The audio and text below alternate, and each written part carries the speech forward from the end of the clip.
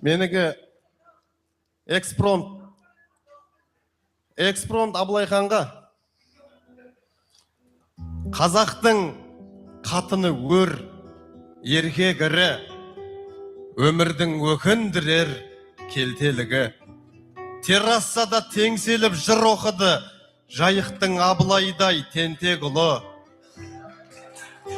Аңсасам да кетпеді менен сынақ, күн астында таусылып сөнер шырақ. Шіркін ұл тапырақтап жүрді жаңа, шіркеу жақта Құдайдан өлең сұрап.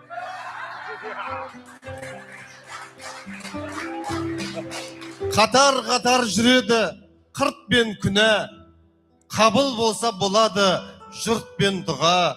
Аспан астын теңселдіп жыр оқиды, болған кезде қолында құрт пен сыра.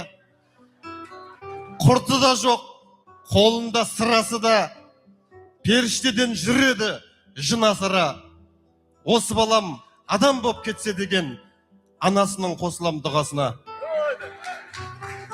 Қаралығы қаттырақ қара күштен, жүрегіне жазылмас жара түскен.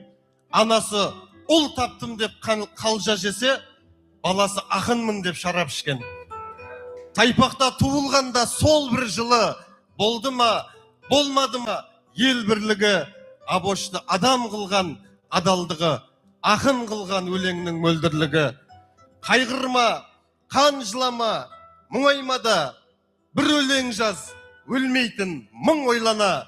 Бәріміз бір ананың баласымыз, иеміз Құдай ғана.